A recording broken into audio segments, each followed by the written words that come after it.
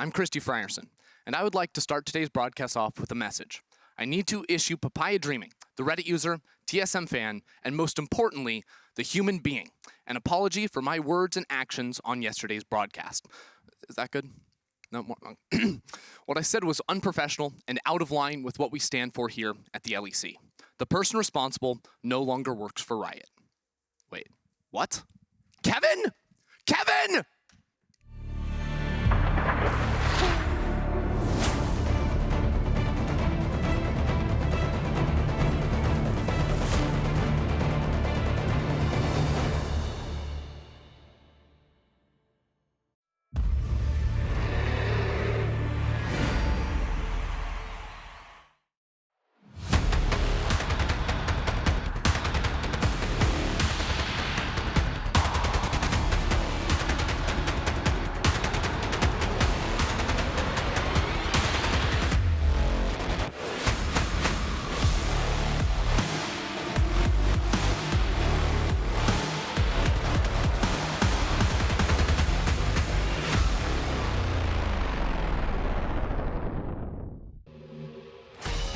Welcome back to Berlin, Germany, where it's Pride Weekend and week 6 of the LEC. Today's Christopher Street Day in Berlin, Germany, and that's why you're seeing all of the Pride colors on display. Be yourself and be proud.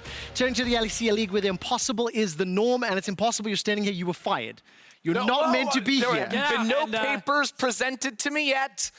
Yet. Kevin, can you bring those papers? The only thing we can say for certain is the race for playoffs is closer than ever. We're going to give you all the information in today's Ready Check. And let's start with some of the only consistents that we have right now. Rogue and Mad Lions basically beating everybody and standing at the top. Hey, I think that our league is pretty consistent. It's pretty consistently ridiculous, right? Teams are sitting there at 5 and 7 and 6 and 6. And like, I think that this has been the trend pretty much for the entire split.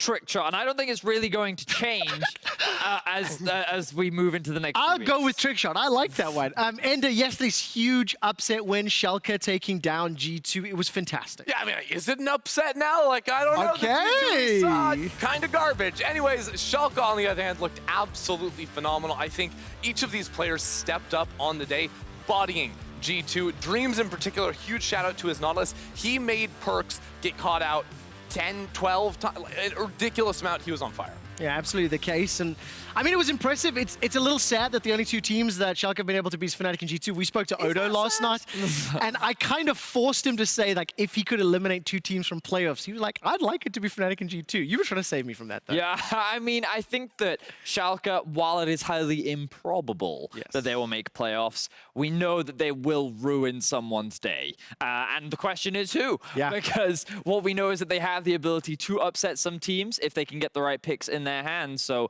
we'll see. Still 6 games left of the regular season, and that's 6 games of chaos that Schalke can cause on the Rift. Let's talk about Excel and Vitality. They both picked up, they're looking for some important wins. Yesterday, of course, taking down SK on Excel's side, Vitality taking down Origin. I mean, we were a little surprised. You and I both were a little bit more in the Excel camp before the SK game began. What's your take now after seeing the match? Well, actually, I was more of the pessimist. I feel that Frost was all guns blazing. Like, I think XL can make it to playoffs, and I think that she has convinced me a little bit more. I think that their win yesterday was very important in terms of the standings, and I think that they showed in the first half of the split that when it comes to the bottom half teams, they seem to be able to actually quite consistently now bring up some pretty solid performances against them. And if they can maintain that performance, then playoffs is looking good for them. But Vitality, with the addition of Skeens, I think has been on the up and up as well. So I definitely think we're in for a pretty exciting game to start off the day.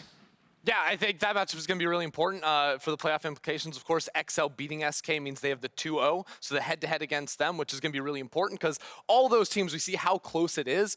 They're all going to be fighting for this final spot. Yeah, they absolutely are. Let's talk about the honeymoon period. Origin, Jack Troll, it lasted 2 games, 1 weekend. Is it over? They got sent home early, right? Is it over? They went to the honeymoon island, you know, That's and it. had a good time for like 2 nights. It's fantastic. I can say for sure, but it feels like it's done. No, I mean, yesterday, obviously, I think a lot of people are going to be looking at Jack Troll and going to be heavily critical of his performance, and I think rightfully so. But don't forget that this is what OG wanted. They wanted a player that would force plays even from behind. So I was like, one of the things I took away was even when he gets shut down, he's not going to slow down, and that has been a big problem for OG in the past, and maybe with some more practice as a team, that can improve.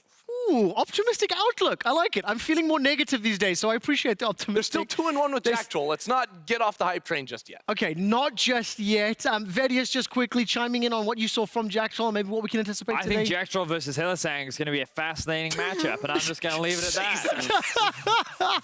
Well, listen, there are many games left. 6 teams from the summer regular season will be making it to playoffs, and that means once they make to playoffs, championship points will determine their seeding. These are earned in spring playoffs and the summer regular season, and while the league seems more chaotic than ever, Medic is going to make sense of it all in his playoffs checkup. Thank you very much, Quickshot. If you don't make playoffs, you don't make worlds. I'll say it again. If you don't make playoffs, you don't make worlds. You have to place in the top 6 in the regular season to make playoffs. G2, for example, if they don't place top 6, the championship points they earned in spring are gone. Poof, vanished. As useful as an EU team in the world's finals. And because of how close the middle of the pack is, every single win counts so much more. There is one win separating 3rd and 9th place. And this is the closest the league has ever been at this point, ever. Usually there's a clear top 2 and then a clear bottom 3, but at the moment we have 7 teams fighting for a remaining 4 playoff spots. And remember, if you don't make playoffs, you don't make worlds. So 3 teams out of Fnatic, Origin, SK, XL, G2, Misfits, and Vitality are not going to make it. On the other end of things, who is likely to lock? Well, Mad and Rogue are pretty much secure in playoffs with a win today. They'd be 5 wins ahead with 5 games to play. And in fact, if Misfits lose and G2 lose, Mad and Rogue only need to win to lock themselves a playoff spot. But that's not where the action is. That's not where the spice is. Mad and Rogue, we've known they're going to be locked for a long time. Let's look at the middle of the pack. Now, with so many teams so close together, you might be wondering, what happens if teams are tied on win and loss at the end of it all? Well, this is where head-to-head record comes into effect. When 2 teams are tied, we look at their record versus each other in summer. And if a team has 2 wins over their opponent, they are given the higher spot. Now, when there are 3 or more teams tied, things get a little bit more complicated, and I'll make sure to explain that to you when it's relevant. There are 2 teams I really want to highlight with this. First off, XL. XL have already got a 2-0 over SK, and if they win their first game today, they'll have a 2-0 over Vitality. They've also beaten G2 already this split. This means if they tie with any of those 3 teams, they will be placed above them. And secondly, while I've already mentioned them, G2 have a habit of beating teams higher than them in the standings, but actually have a 0-1 record against XL, SK, and Vitality, and have already lost 2 times to Origin. This means they have to win their upcoming matches versus these teams. Otherwise, even if they are tied on win-loss, they will be relegated to the lower spot in the tie. We have 7 teams competing for 4 spots. I'm going to say it one more time for all of you who haven't been paying attention, who keep messaging me on Twitter. If you don't make playoffs, you don't make worlds. Well, that's about as clear as possible. Wait, I still don't you get to worlds like that. If you don't make playoffs, you don't make worlds. Okay, yeah, I got it. got it. Okay, Sure. I got it. Yeah, Thanks. yeah. I absolutely Trevor, love for clearing that up for us. I absolutely love, first and foremost, Medic's delivery and explanation. And secondly, he paints a very stark picture of the difficulties G2 are going to face. Yeah. And it's a very real threat that they will not make playoffs and therefore Will not make it to the World Championship. well, there we go. Now, the question is, do you think that will happen? Because humans have traveled to the moon. They've explored space. They invented the internet and freaking weird champ. But now we here will try to do the impossible. I have tasked Vedius and Ender to predict the summer regular season final standings. Wait.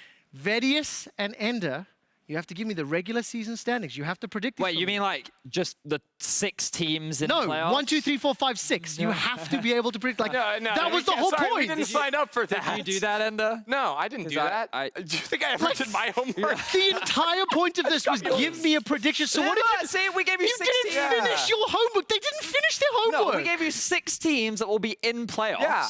You're welcome. Maybe. Who knows? Like, this is our best guess, people. Okay, so talk me through the logic then, seeing as though you didn't fill in the page properly.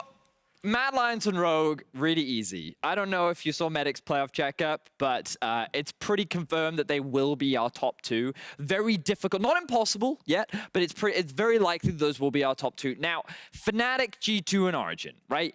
Of the teams competing for these middle of the pack, the problem is it's very difficult not to believe that these teams won't make it to playoffs. Now, for Origin, they're a team that didn't make it to playoffs last bit. They finished in 7th. So, you know, you could argue like they've proven it before. They've showcased that they haven't been able to qualify. However, I feel that with the addition of Jackdrall, they've been on an upward trend. So I just have that faith that, if anything, they're going to end more likely towards the upper end of the regular season standings. But the other teams, a little bit more wishy-washy. Now, Ender, just before you carry on, Sure. I forgot to ask the fans at home because we had a little bit of excitement. Do you agree with their predictions? Hit us up yes or no in chat while Ender explains. No.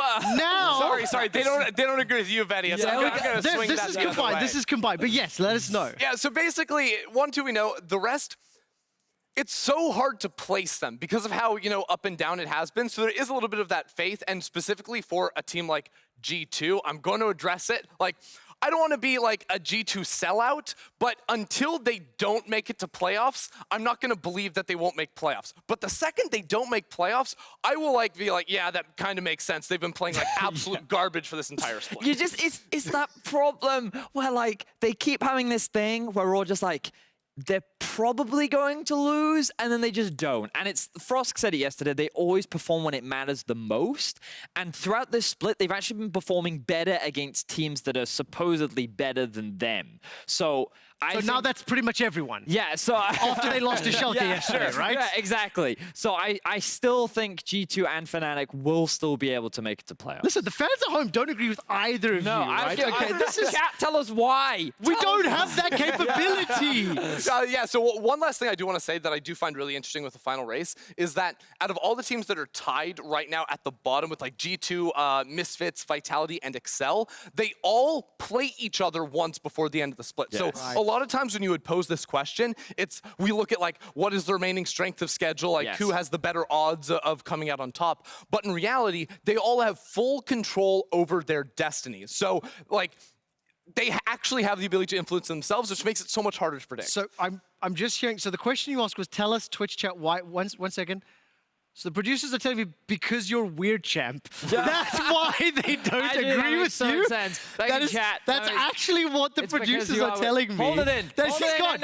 Okay. So while he's gone, Vedius, I have one last question for you just before we move in. What's up? Do you believe in G2 to be the most likely of these 4 to drop out based on what we've seen so far? Ooh. Whoa. Tough question. Okay, too tough of a question to answer now. While he's thinking about it, we will cover it a little bit later. The LEC teams are fighting for a spot at Worlds in China. When they get there, there are some strong LPL teams will be waiting. Law has a special guest for our international check-in. Are you still thinking? Yeah. It's a tough question. And thank you very much. But let's dive into another region here because I have Lyric with me to talk about the LPL. Thank you very much for joining me, Lyric. Yeah, Laura, thanks for having me on. Great to be here. Great pleasure. I mean, we want to talk about the reigning region, the LPL. We did miss a lot of stuff since last year. I mean, Fun Plus Phoenix is not at the top anymore. None of the historically good teams in the LPL are at the top either. So what's going on in this region? Because I know things have been crazy in the LEC, but what about the LPL? Yeah, it's been really crazy. I feel like it's been a bunch of different things all over the place. You know, for RNG, Uzi retiring has been a big hit, and they just haven't been able to find their form of who's the main carry on that team. We look over at FPX, you know, just won Worlds, and it really feels like the meta swap has really hit them hard. They got Khan over from T1. They're trying to integrate him into the roster, and it's just not working out. And it's really left us open to, you know, a lot of new teams taking over here in the LPL. New teams and also new rookies, I feel. Any top players that we got to meet this year and we didn't know about before? So this one's really exciting, especially for LEC fans, because, you know, you guys have the Mad Lions. And here in LPL, we have Victory 5. This team just went 0-17 in spring. They replaced almost their whole roster, brought in 2 subs from a middling team, and brought in 2 rookies, Sam D and PP God, into the bot lane. And I mean, this team is on fire. They're the only team that beat top esports. Wow. And they're a lot like Mad Lions in the sense that they're these spunky rookies. They play really aggressive. They're going to constantly be in your face, invade the enemy jungle. And I think they look like a potential contender for the LPL title. I mean, it's interesting that you say that because coming from a region that's known to be overly aggressive, like what does it look like coming from a team that's even more aggressive than that? But you were mentioning top esports, which is going to be a big focus on Sunday because they will face IG. And I hope all the Naruto memes are ready for this one because this is the match of the week, I guess. Yeah, it's absolutely amazing. And yeah, the Naruto memes have been on point because if people don't know out there, of course, Jackie Love, right, longtime AD carry for IG, goes over to top esports. So he really is that Sasuke joining the Akatsuki type thing. And fans are memeing it all over social media. But this matchup is just so good for so many different reasons. Yeah. You have the two best mid laners in LPL. And I would obviously argue the world rookie up against Knight. These two are just completely dominating lanes against everyone else. Karsa in great form. We have Ning coming back, right? World's MVP. And I'd say this will probably be one of our most bloodthirsty series. You're going to have a ton of mechanical outplays. And I'd even say the winner of this series should be viewed as the favorite to win LPL. And, you know, probably Worlds. Interesting. I mean, you mentioned Jackie Love. We mentioned the Knight and Rookie matchup, of course. But I remember that leaving IG, Jackie Love wasn't doing that hot, and everyone was wondering, where is he? So I see that Top is one of the best teams in the LPL right now, dominating everyone. So is Jackie Love a big factor of this success? Yeah, so before Jackie Love came in, this team, it was so strange because they had the skill, but they looked very lost. Even like Knight and Karsa should be the best mid-jungle duo in the LPL. They weren't synergizing well together. Their bot lane wasn't really connected with the rest of the team. You bring Jackie Love in, now Knight and Karsa are working well. It's transitioning all across the map. I'd say they have some of the best shot calling in macro in the league, and the team has credited that to Jackie Love being the big voice on the team. And, I mean, Jackie Love also gives us a ton of Ezreal highlights, so that's always fun. Yeah, an amazing player, and you should all tune in on Sunday to see this match. Now, Lyric, thank you very much for joining me, and I mean, thank you for the amazing work you all are doing in the LPL. Yeah, thanks, Lauren. You know, back at you guys over at the LEC. It's been really awesome to watch this split. Well, thank you, and have a good time on Sunday casting this game. And for now, we're gonna send it back to the analyst desk for more about Mad Lions. It's always great to hear from Lyric, some expert insight over in the LPL, but we here in the LEC have to be humble and have to be honest. And, you know, as someone that suffered at the hands of the LPL, it will be great to smash them.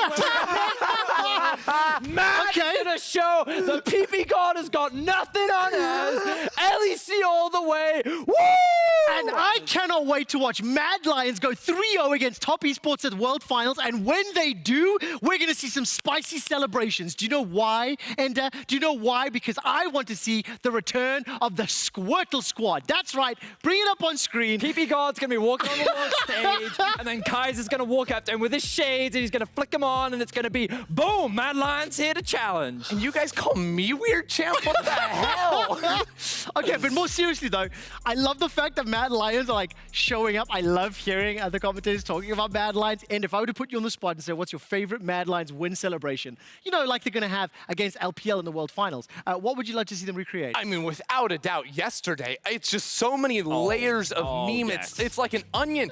Gladlion.jpg is back. They're smashing people. But wait, there's more because they carry the new carry Arome in the top lane, just like he did in that entire game. It's so many, It's mint. as you rightly said, Ender, there's so many layers to this Did you onion. Like, you guys notice the execution of flags as meme. well for Pride Weekend? It's All just three of the flags everything is sitting just- with the lion. I love the use of the Mwah, whiteboard. mwah, The magnifique. only improvements they could have made was adding a little bit of color, maybe, Sure. to the lion. You know, so like 9 out of 10, very impressive. Once you've won a split, you get coloring in pencils. But Until here's they're the- black and white. Precisely. There's so many Jin Air fans that have never never experienced a win before, and now with the Mad Lions, the Glad Lions, you guys finally have your chance. What I think is fantastic about the Mad Lions is that last year we used to joke about how G2 had the power of friendship, and that was enough to actually help them win and actually get ahead. And we're getting to see it again with Mad Lions. I feel every single interview, they all say the team environment is great, we're constantly having fun, and I think it was Arome that was talking about,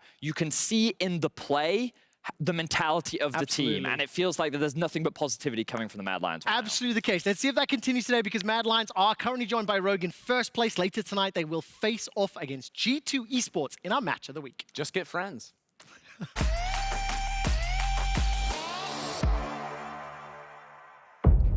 It's been a fantastic split so far for Rogue. This one feels like a reawakening. Securing and holding a spot at the top of the standings is a good look. But one has to wonder, will they be able to beat a G2 that's hungry for wins and desperate to not miss playoffs? A team whose renown is built on delivering when it matters the most. So we're just playing bad right now, and that's just the truth. Causey is using that martial poise to dance over G2's corpses. We're confident that we can switch it around. Vander's not here. Vander is not here to save Hansama, and this has to be it. We lost every game against them, and they feel quite cocky against us. We just need to play like we have nothing to lose. I was not a Hansama believer. Oh, arrow! An ally has been slain. Here comes another TP. The game, Hansama going forward, maybe. Can Syndra steal it? Syndra looking for the setup. You gotta get it, Hansama! Are you kidding me? But now what we're seeing here is he's not afraid to be aggressive. He's not afraid to make the big plays. And that's everything that you want in such an AD carry-centric meta. We have a different style. We are ready to take risk. Back in 200 years, by the way. Steal it anyway. Moonlight Vigil! Moonlight Vigil! Whoa, the Infernum damage does a huge amount. As much as Larson and Inspired look like the premier jungle mid duo, this is a bot lane that is worth watching, and they are a big reason why Rogue is on top. An absolute monster on the top. And the flash in from Inspired. Larson gets a blue buff from that. Hansama's still alive. The pullback. Hansama's still alive. Great stuff from Vander. Rogue just continue to come out on top. So our game against Rogue last time was kind of like a crazy explosion. We were playing very aggressively. Here comes the gold cards. The chase. The gold cards come out, and Wonder gets another. A lot of time, if any mid is just like roaming, it can be hard for them to keep up. There comes the gold card, and there goes Hansama. And Rogue, as like a bit of a slower team, we're not really prepared for it. But as long as we get snowball champs, or as long as we get equal scaling, I think they don't really stand much of a chance. Jankos ulted! And G2 might not have got the dragon, but they darn well got the fight. Either way, I have no doubt in my mind that these 5 players will show why they are still the best in Europe. Rogue needs to defeat G2 in order to contest for first and frankly to prove they can. G2 holds a dominating win streak over Rogue, but G2's recent performances show weakness. G2 needs to bring back the level of performance they showed at Worlds that made them dominant. If not, they risk missing playoffs and the World Championship. The stakes are huge for both teams. 2 of the best lineups in the LEC will give it their all in the match that could decide their road to playoffs. G2 and Rogue are closing out the day, but before that, we have some pivotal matchups to get through. Fnatic versus Origin are 2 titans fighting for their lives. And just a reminder of what Draco said. Rogue are 0-7 against G2. And if any of these teams don't make playoffs, Medic spelled it out best, you don't make it to Worlds. We're kicking off the day with Vitality versus XL. And for more on that matchup, Law is ready with Duke. Thank you very much, guys, and thank you, Duke, for joining me ahead of your game. Thank you for inviting me. You're welcome. I mean, we had a talk at the beginning of the split, and I've been talking with your players, but I want to follow up on how are things with Vitality right now, because talking at the beginning of the split, you told me that you were late compared to other teams in the sense that you had to catch up and learn to play together. So how are things now, more than halfway through the split? I mean, we are catching up, but I don't think we have caught up yet to the level that we are aiming for. So I think we are kind of plagued by inconsistency, but things are getting there slowly. Hopefully it will be on time to reach playoffs. Yeah, I was about to mention this inconsistency because it's something I mentioned with Comp, especially because he seems to be one of the pillars for Vitality's success. So talk me through working with the players, especially during the week, to get this consistency on. I mean, the reason we are struggling to have consistency on stage is because our scrims we are also inconsistent in scrims, and I think we didn't always have the best approach in scrims, and that's what we tried to work on in the past 2 weeks, to be a bit more focused in scrims, focus on the right things, and so that we can build the confidence, so that we can replicate how we are practicing on stage. And it's interesting because I thought that the roster was working right well, and then finally you replaced NG with Skins, who came back from the academy. So tell me about this move and why you thought that it was a good decision for Vitality. So, I mean, in the first place, when we did the first swap, so NG to main team and Skins to academy, it was also to give time to Skins to resettle, to find his confidence back after rough playing split for everyone. So NG was doing well. I think the problem for NG is that it was just not his meta. I think he would shine way more in a traditional jungle meta with like Jarvan, Sejuani, etc. But in a meta where champions like LEC, Nidalee, Graves, etc. are the best, I think it's really good for Skins. He has been doing very well in the internal games that we are doing to see what is the best 5 we can get. And I mean, I think that's how teams should operate in general. And I think teams like Schalke are doing it too. When you have a player that is more comfortable in the current meta or performing better, just try to sub him in. And we saw how comfortable he was yesterday with the Smite Ignite Graves. Now, I feel like it's an important week for you, despite the matchups you had. You won against SK yesterday. You're going to face XL today. And I feel like you two are similar in the way that playoffs are still possible, but there's a lot to do to get there. So tell me about the XL matchup you'll have in a few moments, and what should be the key matchup and key factor of the game? I mean, I think every matchup is important against XL. I think obviously they are a bit top-centric. They play with a lot of carries on the top lane with Cries. For me, every match is doable, and all teams, even like we saw it yesterday. Like even Schalke, for me, are a pretty good team. They just had an unfortunate result, but I don't think they were as bad as the standings were saying. And yeah, every match is doable, but we have to focus on our strength more than enemy's weakness, I would say, for this game against XL. I'm looking forward to seeing how things go for you guys. Duke, thank you very much for joining me, and good luck for today. Thank you. And back to the desk for more on this XL versus Vitality matchup. Take it away, guys.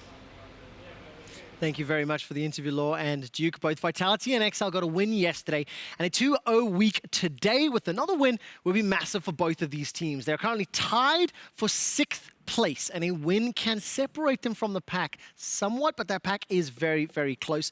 Let's start with Vitality, their win yesterday, and how it came about. So they have a 2-0 over Origin right now, this split, which is huge when you look at how competitive our standings are. But I think a large part of this upswing for Vitality has been the addition of Skins. We got to hear a little bit more from Duke, where he said that the difference in the meta just seems to suit Skins more than NG, and I think we're getting to see it where even last week in Vitality's losses, I felt like he was way more willing to go for plays, set up executions, and lease in.